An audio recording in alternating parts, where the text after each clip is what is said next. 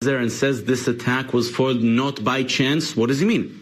Well, first of all, we know that there is intelligence cooperation between Israel and European countries against terrorism, especially Iranian-sponsored terrorism.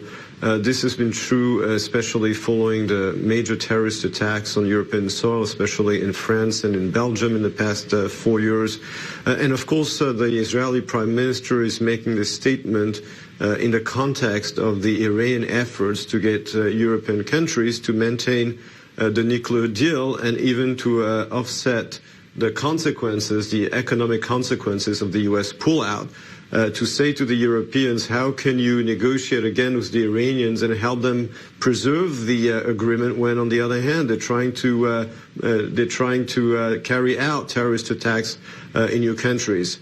So I think the message is very clear, and as I said, it's part of the Israeli efforts to convince the Europeans not to accept the Iranian demands. If Prime Minister Benjamin Netanyahu really knows something, really knows that it is Israeli intelligence that led to the foiling of this attack, why not come and say, we have given the information? He has done it in the past. For example, that Australian plane a few months ago, he said Israel provided the information. This time he said, not by chance. If he knows something, why not put it out completely?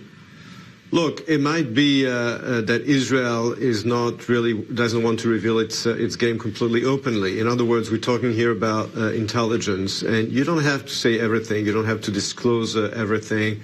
And I think that the Europeans themselves, the French themselves, know exactly which kind of information Israel provided them with.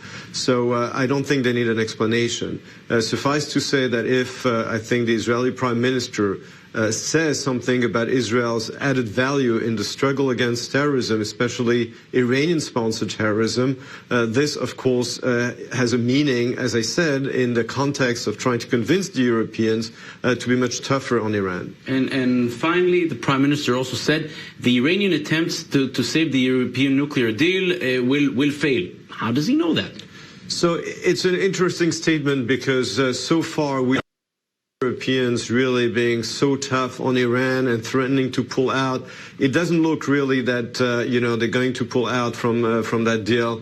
Their demands regarding Iranians' missiles and support for pro-Iranian militias throughout the Middle East. It doesn't look at this point that the Iranians are really willing to compromise.